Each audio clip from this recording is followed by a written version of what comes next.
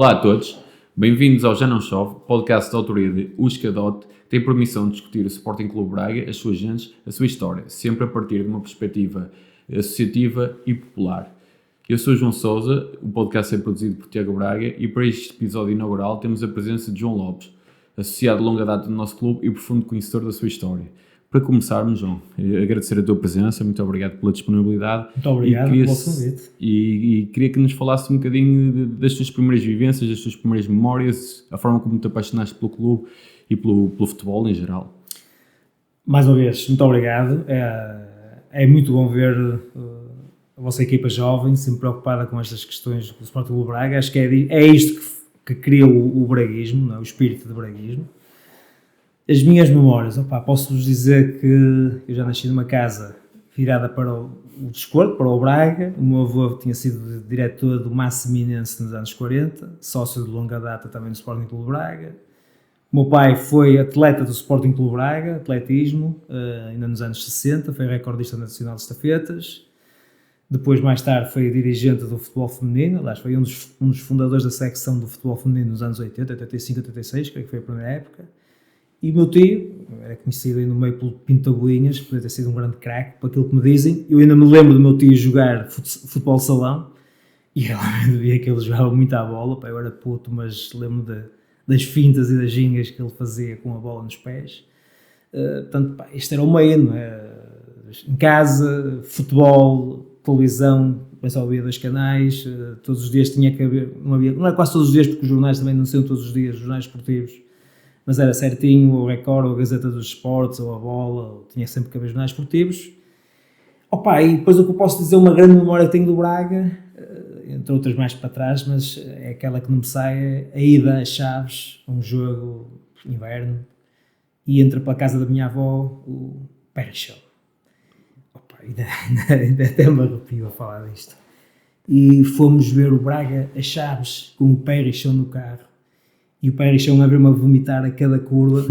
As estradinhas da estrada para Chaves até a Paulinhos eram muito complicadas, mas aos dias de hoje, quando me lembro que um dos maiores craques da história do Braga, e durante muito tempo foi mesmo, se calhar, o maior craque, a maior referência por ter feito o gol na final da taça, mas não só. Sim. Essa é para mim uma grande memória, que é aí dos anos 80, 87, 88, por aí.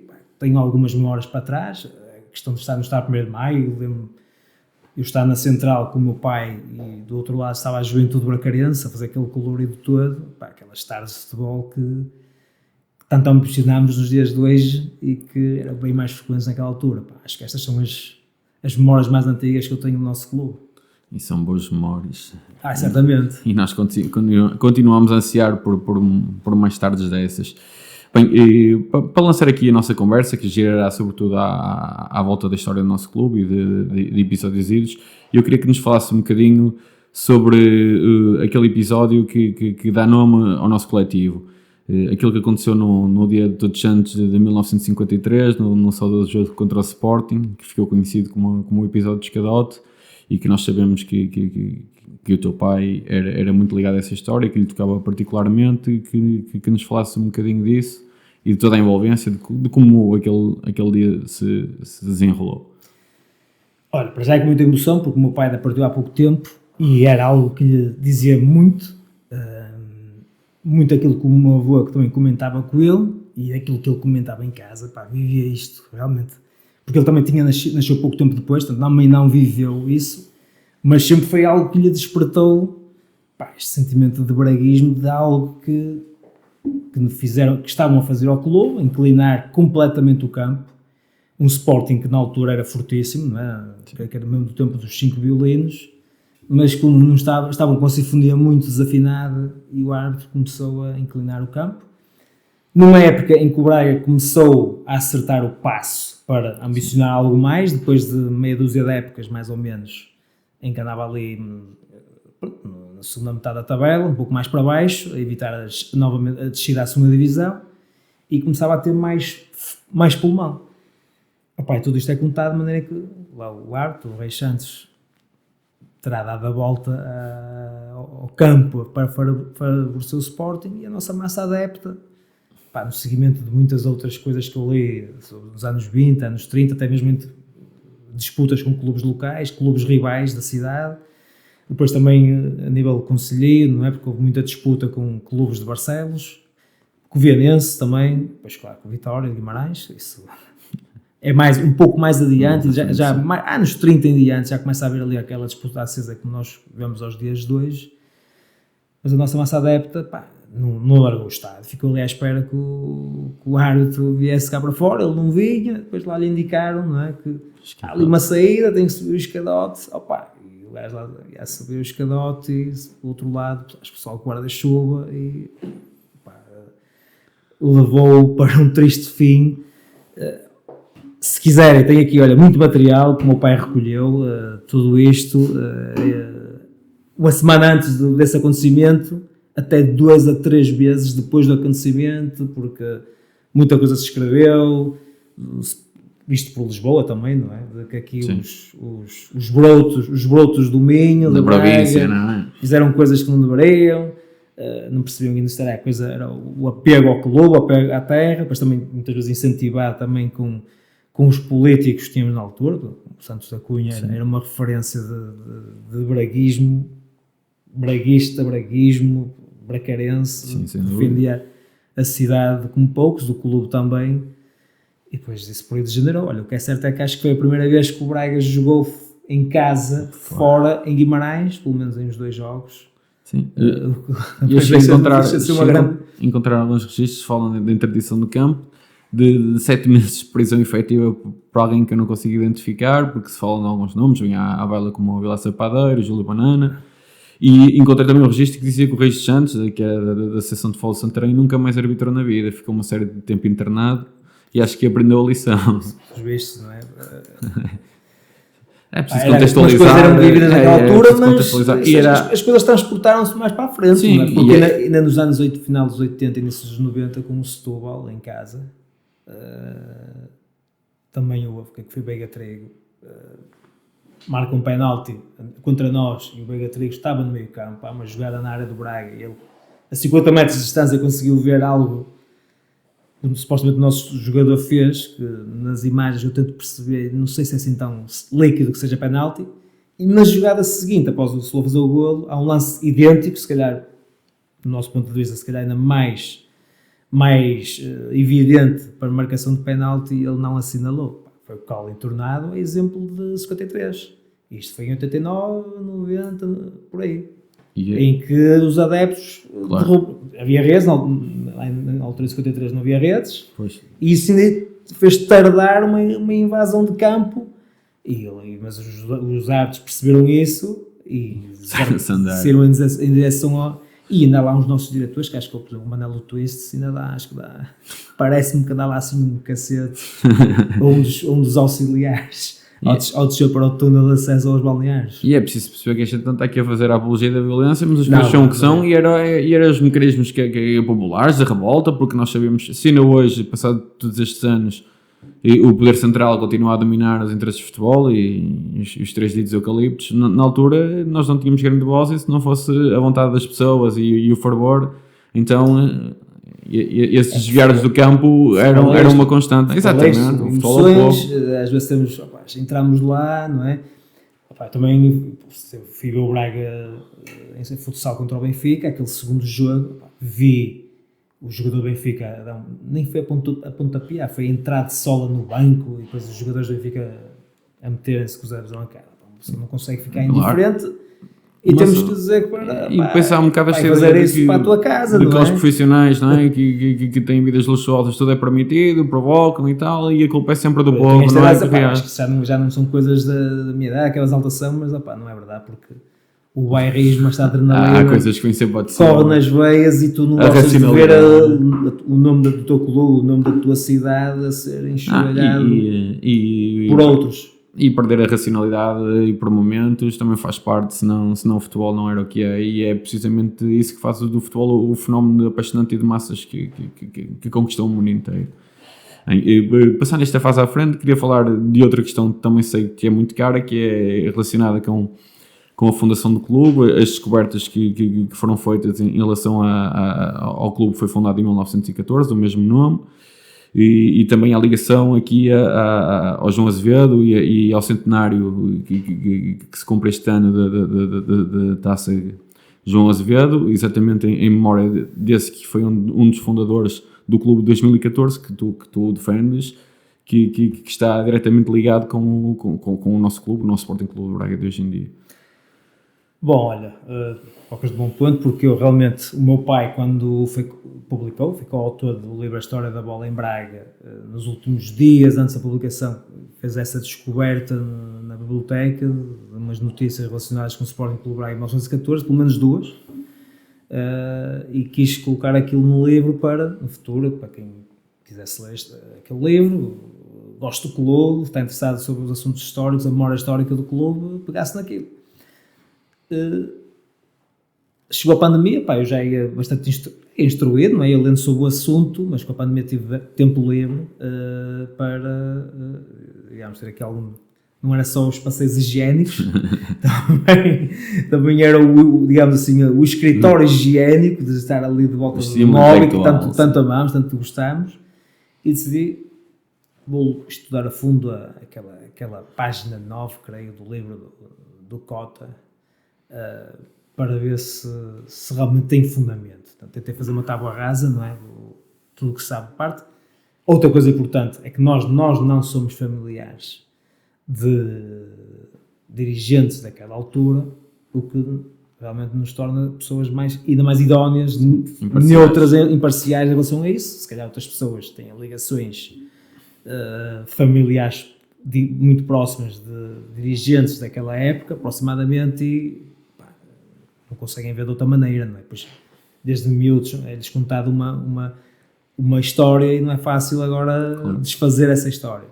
Mas eu, de tudo o que li e da interpretação que fiz, porque mais do que isto é preciso fazer muita interpretação, é preciso tentar nos colocar naquele período, porque depois faltam ali alguns elementos pelo meio para fazer mais ligações, temos que tentar perceber, colocar-nos naquele ambiente, e eu estou a entender perfeitamente que as pessoas que fundaram o Braga em 1914 têm a ligação clara às pessoas que fizeram renascer o Braga entre finais de 1919, 20, 21. Também se pode alegar, porque se o Braga de finais de 19, 20 é o mesmo que o de 21, porque não ficou nada formalizado, também houve alteração de pessoas, então também ficamos nessa dúvida. Por isso podemos ir também por aí, se temos dúvidas em relação ao Braga de 14, também podemos lançar as mesmas dúvidas em relação ao Braga de 19, 20, são mesmo de 21.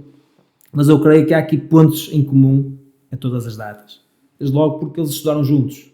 Fundadores de 1914, foram colegas de turma, ou colegas da turma do lado, de diretores que estiveram envolvidos com a refundação do Sporting Clube Braga em 1920, 1921, em 22, por aí fora. Portanto, eu quero acreditar que eles no recreio já gritavam a plenos pulmões em 1914 que nós somos do Sporting Clube Braga, que eles é que são o Futebol Clube de Braga. Mas o que é que acontece depois? Porque li. O João Lopes Azevedo era um craque do futebol, descrito por outras pessoas, muitos anos depois até. E tinha pertencido, pouco tempo antes, à terceira equipa do Futebol Clube de Braga, que não tinha nada a ver com o Futebol Clube do Porto, alegadamente, porque até equipavam de verde e branco às riscas, calções pretos, mas deveria estar insatisfeito com essa posição e quis criar, com outros colegas, um clube novo. E esteve lá cerca de um mês e pouco, e quando eu por ela, pouco tempo depois, já aparece o nome dele na primeira equipa do Futebol Clube de Braga. E não muito tempo depois, já é dos órgãos dirigentes do próprio Futebol Clube de Braga. O Futebol Clube de Braga era a potência do futebol em Braga, para a época, daquilo que podemos considerar potência, porque era o que mexia mais jogadores, se calhar tinha pessoas de relevo da própria sociedade, nos órgãos sociais, de diferentes proveniências, setores da sociedade, setores de atividade também, e foram cooptá-lo novamente para essa equipa, e isso, digamos que congelou o projeto do Sporting Clube Braga. O que eu vejo mais adiante é que em publicações do Sporting Clube Braga de 1934-35, Felicíssimo Campos, que era contemporâneo deles, na altura no Futebol Clube notável Braga, presidente, escreve de uma forma muito emocionada sobre o João Lopes Azevedo e deixa por escrito que houve uma taça em memória do João Lopes Azevedo. E indo pesquisar o Correio do Minho, o Diário do Minho nessa altura, o Correio do Minho só foi a partir de 1926, está lá escrito que o Sporting de Braga tinha os direitos dessa taça. Mais tarde, depois de uns anos, até abdicou dos direitos dessa taça em prol da Associação de Futebol de Braga. E até trocou o nome, salvo para Vila Pereira, claro, não é? Sim. Ou seja, ainda não é possível dizer 100% que estamos à procura dessas pistas, porque ainda há pistas. Há o Manuel Mota, que fazia parte dos órgãos sociais de 14, e há outro Manuel Mota, que também esteve envolvido em 1921, e até está lá uma assinatura, uma rúbrica Mota, naquele emblema que está na capa dos estatutos. Sim. Portanto, não sabemos se aqui se o Mota é o mesmo, se não é o mesmo, isto tem que ser investigado, mas com 100 anos de distância, com uma guerra mundial pelo meio, com uma pandemia, Exatamente. e posso dizer que eu também já andei por cemitérios, para ver o nome das pessoas, há outros consórcios nossos que já andaram por cemitérios aqui mais à volta da cidade, porque o apelido Mota não é tão comum como outros apelidos, e é mais frequente ali em Palmeira, ou é mais frequente em Padim da Graça. E já tem um camarada, consórcio nosso, já andou lá por Padim da Graça, porque é lá das proximidades, para tentar perceber. Portanto, é isto que eu vejo que é o braguismo, é fazer estas coisas em prol do clube, discutir factos históricos, além de outros mais recentes, e o que é que queremos do clube para o futuro, mas é fazer toda esta ligação. Tudo isto é importante, até porque o clube está neste momento a construir um museu. Exatamente. E no meu entender, o museu vai ter que ter uma narrativa, mas tem que ter uma dinâmica, mas tem que, se está exatamente a investir em prol das gerações atuais e das futuras, então se nós estamos cá e temos este conhecimento da matéria, temos que a transmitir dessa melhor maneira. Por isso é que, ainda há pouco tempo, sabendo disso, doei um livro ao clube. Não quer dizer que se calhar um administradores ou diretores do clube tenham comprado o meu livro, ou até tenha chegado até às mãos deles o meu livro há 2 anos atrás, como contributo para esse estudo. Porque até chegámos à pandemia, eu não sabia, por exemplo, que o nosso clube ia publicar o livro do centenário. Já fiquei a saber, já eu estava a trabalhar no meu livro há algum tempo, e fiquei a saber que iria ser publicado o livro do centenário. E, portanto, as pessoas que realmente ligam a isto, os nerds da matéria, vamos falando, vamos trocando informações, vamos debatendo, para saber qual é que será realmente a verdade histórica, ou a que tem maior probabilidade de ter acontecido entre 1914, 21 e 22.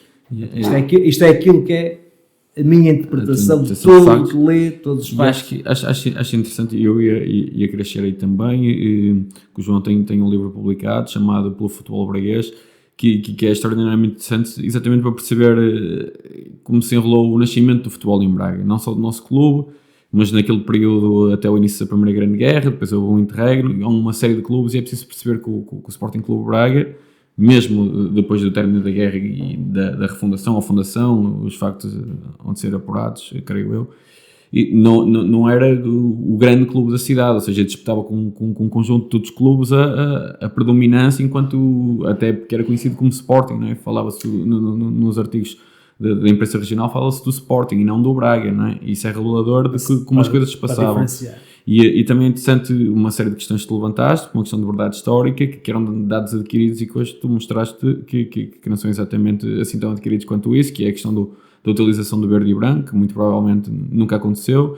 A questão nunca aconteceu. Do Celestino Lobo como o homem mais importante da fundação do clube, provavelmente também será mentira. Os factos têm mostrado que não sabemos ou não, é uma questão de interpretação, mas não é líquido que tenha acontecido tal qual nós achávamos. Foi uma figura relevante nos primeiros tempos. É uma figura relevante a partir de 1922. Não foi fundador do Sporting Clube Braga, porque também é essa época porque para mim é a refundação em 21, obviamente 19, 20, 21, ele não fazia parte, estava até envolvido com outro clube, e mais daquilo que sei através de um familiar próximo, um filho, que o meu pai entrevistou para o livro dele.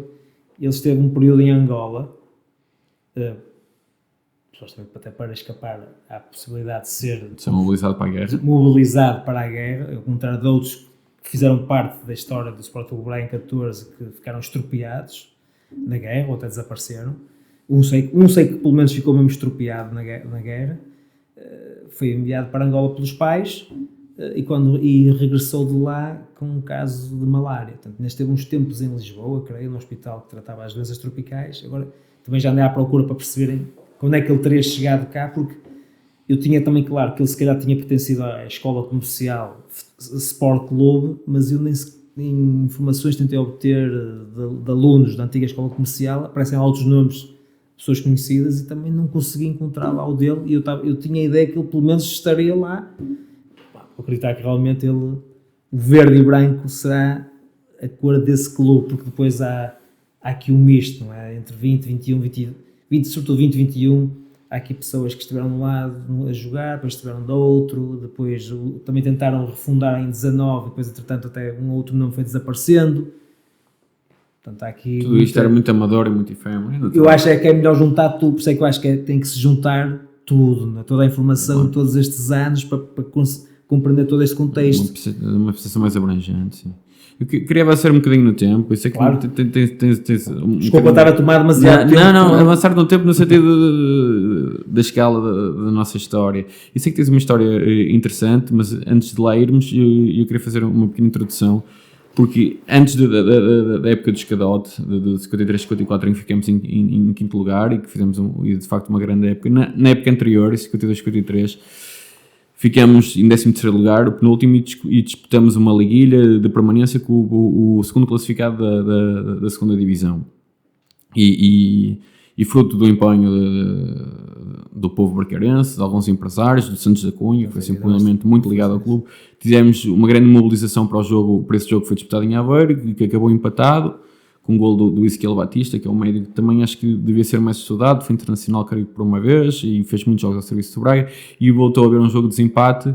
Na terça-feira seguinte eu encontrei um conjunto nomeadamente no teu livro, que se fala na mobilização, se fartaram 3 comboios. É só um capítulozinho, não é? Mas parabéns, só para ler sobre 2 jogos, a quantidade de papel, o material que há. A história, neste caso é do Escadote, não é? Do jogo de Escadote. Só do jogo de Escadote tu tens isto tudo para ler, de um simples jogo. Jogos é notável, claro. Agora imagina o que é preciso ler. Para chegar exatamente, mas já vamos à frente. Eu só queria fazer esta pequena introdução, que é para desmentir um bocadinho esta ideia de que o Braga só tem adeptos agora. E fala-se que na terça-feira a seguir, quando foi o jogo de desempate, e foi da ajuda de toda esta gente, algumas empresas a fechar portas e a apoiar os funcionários, 3 comboios fretados. A feira até mudou de dia, a feira semanal que se realizava à terça passou para sábado, e fala-se de 9.000 bracarenses numa terça-feira num jogo a lutar pela permanência em Aveiro, isto no início dos anos 50. Se isto não é uma demonstração do bairrismo e da feita ao clube, é extraordinário. Sei que aproximadamente uma década depois há umas segundas jornadas de Aveiro, que tu tens um episódio particularmente interessante ligado ao teu pai também e ao teu avô, e se nos quisesses partilhar, porque acho que é destas histórias de paixão e estas peripécias que se faz o amor clubístico também. Sim, eu lembro perfeitamente do meu pai contar isso, em 63, 64, havia aqui também um grande elá para o clube regressar à primeira divisão. O meu pai tinha na altura cerca de 9, 10 anos, e pelo que ele me diz, houve uma grande discussão, a exemplo daquela que tinha acontecido 10 anos antes, e outras que nós já vimos, até em vídeos, da excursão a Torres Vedras, que a RTP em Coimbra, sem querer, acabou por filmar uma excursão gigantesca de uma caravana de adeptos que ia ver um jogo em Torres Vedras, as horas que demorava a chegar lá, naquela altura. E o meu pai, reguila, já naquela altura, foi ao casaco do meu avô, antes de ele ir para a mesa jantar, e ele, pelo que ele conta, viu, digamos, o papel que indicava o lugar dele na caminhoneta, meteu ao bolso, e depois disso o meu pai saiu, foi dizer que ia para a rua brincar, e saiu à frente do meu avô e foi em direção ao largo onde estavam as caminhonetas, e sabia qual era a caminhoneta, sabia qual era o lugar, e lá se sentou. O meu avô, passado um bocado, mais de meia horita, logo foi, chegou com os amigos, e estava o meu pai lá no lugar, e claro, o meu avô disse, não sei o que fazer, vai já para casa. E os amigos do meu avô disseram, não, o rapaz está aqui, ele descobriu qual era o teu lugar, vai connosco, nem pensa, agora vai connosco ver o jogo. O meu pai contar aquilo realmente foi foi a primeira grande aventura dele, a ver um jogo fora, não é? Com aquela envolvência, uma subida de divisão. E lá em casa, naquilo que nós chamamos de nosso museu particular, está lá emoldurada uma bandeira, que ele estava na dúvida, depois se seria a bandeira que seria da subida em 64, ou o jogo disputado em Aveiro, ou o jogo em casa com o Sporting da Covilhã, ou se seria da final de 66. Mas ele estava mais inclinado que essa bandeira que temos lá emoldurada, que será relativa a esse jogo em Aveiro, da jornada. Isto explicar só para aqueles menos conhecedores e que perdem menos tempo com esta questão, estamos a falar do segundo título nacional da segunda divisão, correto? Do Sporting Clube Braga. Estava assim meio escondida, devia estar mais visível, não é? Um grande feito que abriu portas para que vivêssemos uns anos 60 de ouro, depois com a conquista da Taça de Portugal e com a primeira participação europeia. É preciso ver que o Sporting Clube Braga lidava contra os clubes da zona de Lisboa que tinham grandes apoios, até a nível industrial, a cintura da zona sul, não é? Da margem sul. E era um país diferente. Era um país diferente, tanto é preciso ter uma ideia do tempo que se demorava, não é? Por isso é que às vezes um clube ganhava em casa 4-5-0, na jornada seguinte ia fora e levava também outros 4 ou 5 ou 6 ou 7, porque não havia este tempo de recuperação. Tinha que ser no dia do jogo, nem a às logística, vezes, nem a preparação. tudo isso, e eu tento-me situar e perceber que às vezes quando vou vendo os resultados, quando não tenho tempo para isso, como é que nós, numa jornada demos 5 e depois vamos fora, e nessa jornada de fora também levámos outros 5, não é assim? É difícil perceber aos olhos dos tempos que correm, mas os tempos eram diferentes. E um exemplo disso mesmo é a final da Taça, não é? Que pouco tempo antes tínhamos sido goleados pelo Vitória de Setúbal e depois acabamos por nos sagrar vencedores da Taça. E há uma outra história também curiosa, também um nome esquecido e muito importante na história do clube, que é o Armando Costa, que era o capitão na temporada em que vencemos a Taça de Portugal. Se nos quisesses contextualizar um bocadinho. É imaginável, não é? Como jogador hoje em dia, vamos imaginar que nós estivemos agora aqui para jogar contra o Porto para o terceiro lugar. E 2 semanas antes, um jogador que tínhamos de referência, vamos imaginar, o Mateus, o guarda-redes, que tem 10 anos de casa, desculpem lá, mas eu tenho que ir agora embora porque vou trabalhar para a Arábia Saudita, para o Dubai, porque vou lá trabalhar na área da hotelaria, vou trabalhar num hotel e não posso jogar mais futebol. O Armando Costa, completo de Braga, formado no clube, fez não sei quantas épocas ao Serviço Sporting do Clube Braga e acaba praticamente a carreira dele, depois deu lá uns toques na bola no Canadá, porque se calhar também conseguia compor ainda mais o ordenado.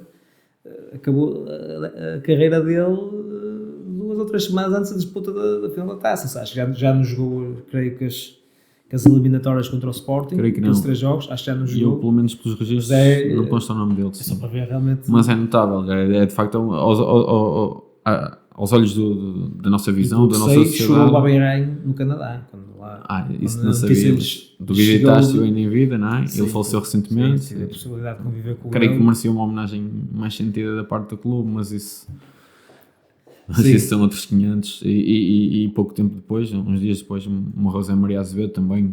Provavelmente o maior nome. Eu creio que. Não gosto de dizer o nome maior, mas é uma das 3 figuras mais importantes da história do nosso clube enquanto futebolista. Não tenho dúvida nenhuma. Ao lado do Campo da Ponte, né? Enquanto havia Campo da Ponte, aquela mística toda de beber ali ao lado, os treinos, via miúdo ver os jogos do Braga, a raça, eu ainda me lembro de ser miúdo, eu ia dizer Zé Maria na Índio.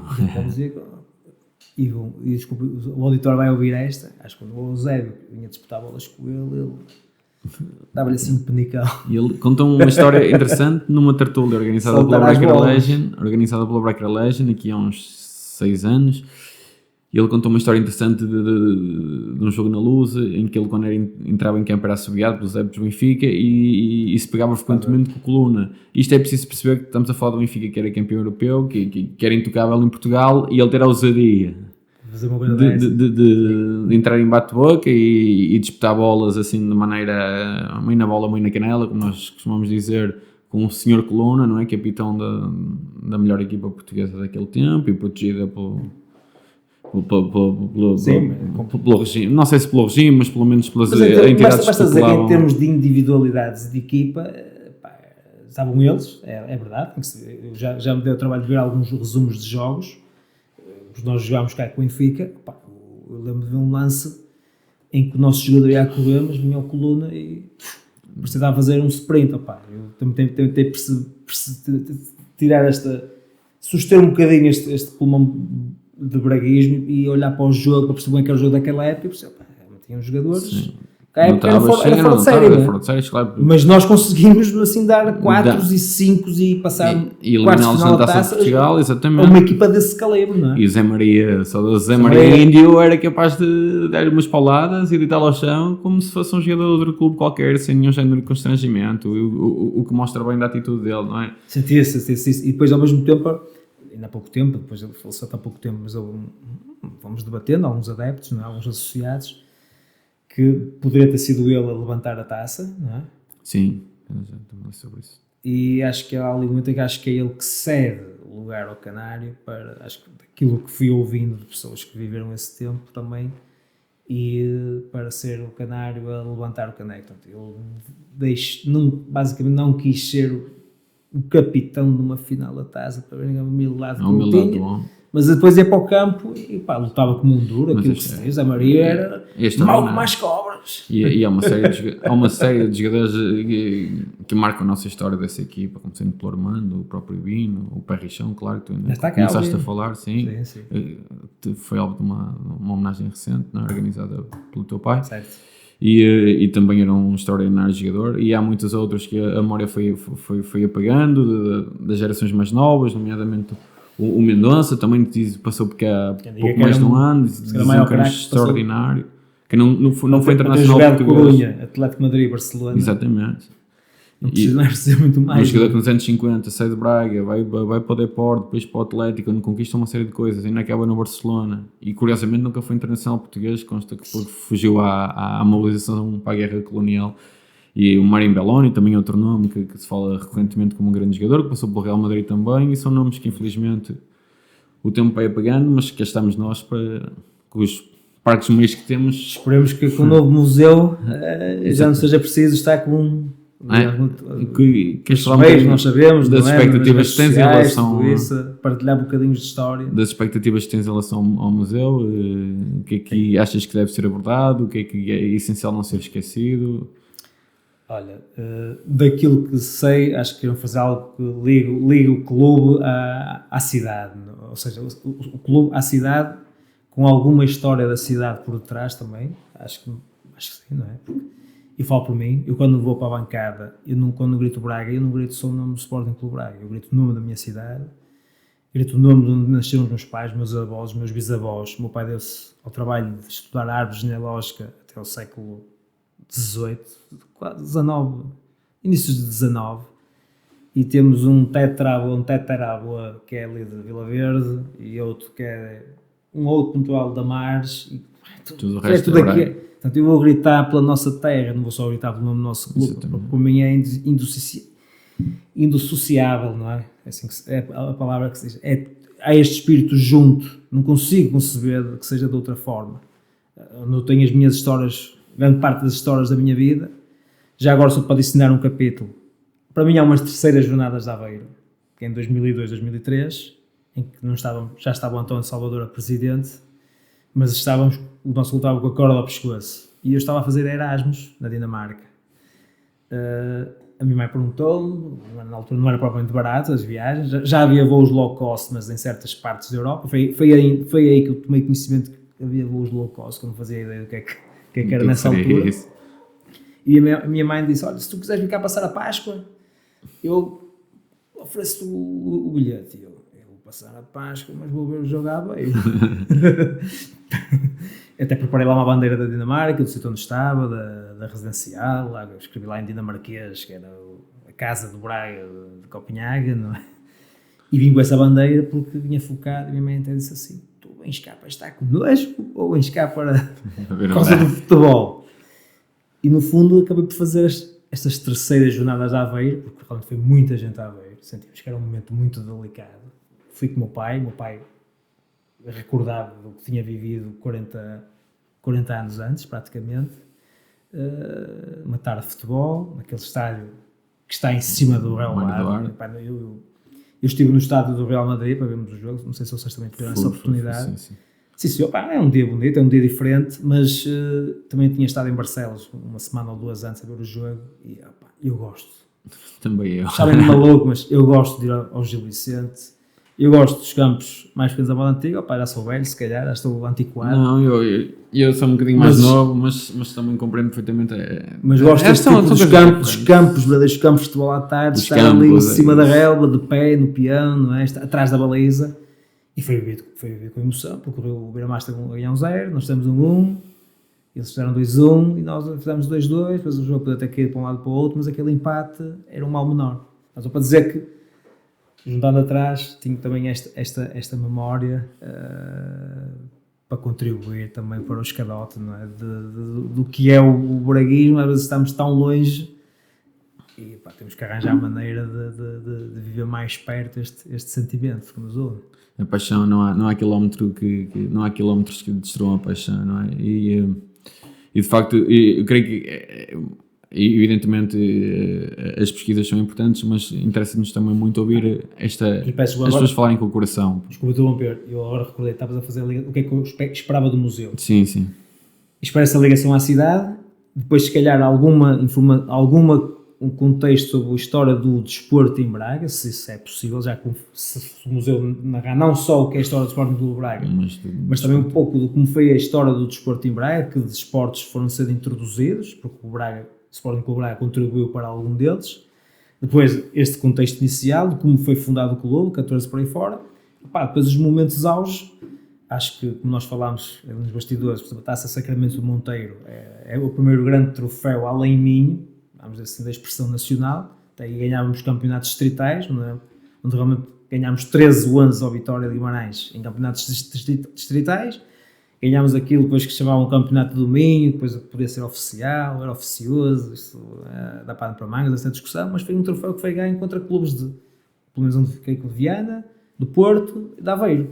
Portanto, dava prestígio, não é? Numa altura em que estávamos ali a querer ir para a primeira divisão, e foi um troféu ganho com muito suor. Para dar um exemplo, sei que se calhar vai ter interatividade, acho que sim, depois aqui vai depender do que é que querem ou não colocar. Gostava de ver camisolas antigas também, ou adereços, coisas que sejam marcantes na história do clube. Não sei se vai ser possível. Eu, da minha parte, é público, dei um contributo, dei o livro, dei aquela uma camisola, uma réplica daquilo que eu entendo que é, olhando para os estatutos da altura de 21, que é a primeira camisola do Braga, que é metade vermelha, metade branca. Portanto, também dou esse contributo para que as pessoas que estão a desenvolver os conteúdos do museu queiram refletir sobre o assunto desse contributo de um associado. E que mais? Que tenha dinâmica. Tem que ser até exposições temporárias, porque não pode ser uma coisa morta, né? Então ali está uma estacinha, não sei o que dizer que mais, tem que ter motivos. Por exemplo, estamos na altura de São João agora, não é? E há muita relação também do nosso clube com São João. O primeiro jogo conhecido contra os Caixeiros foi no São João, em 1920. Em 1922, o Braga também recebeu uma visita de uma equipa infantil do Porto e depois jogou contra uma equipa militar do Porto, também por causa do São João, e está envolvido em muitas outras edições do São João, anos 30, 40, 50. Era perfeitamente válido haver uma exposição temporária no museu que mostra a ligação do clube à cidade e a um dos seus maiores festejos, uma das suas maiores festas. Portanto, algo que possa ser assim, até porque pode mostrar os associados, podem andar mais ou menos distraídos do que é a história da cidade, as suas festas, e depois também motivos, efemérides, não é? Se faz 25 anos, ou se faz 50, ou se faz 75 de determinados feitos, pode ser futebol, ou pode ser de outras modalidades, porque é isso que importa ao museu, é passar a informação e para que os sócios possam cultivar ainda mais sobre a história do seu clube. Muito bem, e mais uma vez agradecer a tua presença. Muito obrigado. Um grande contributo. Obrigado pelo nosso convite. Eu já estava convicto que eras uma excelente escolha para ser o primeiro convidado. Depois deste programa fiquei ainda mais convencido que a escolha foi acertada. Dizer que tentaremos publicar episódios sempre que possível, sabendo que fazemos isto de forma absolutamente amadora, portanto temos as nossas obrigações profissionais e familiares, vamos fazendo com a frequência que nos for possível. Creio que no futuro o João voltará cá, porque há muitas outras questões históricas para debater e de outros âmbitos. Portanto, mais uma vez, voltar a agradecer também novamente ao Tiago Braga pelo tempo que dedica para ajudar à produção do podcast, e até breve.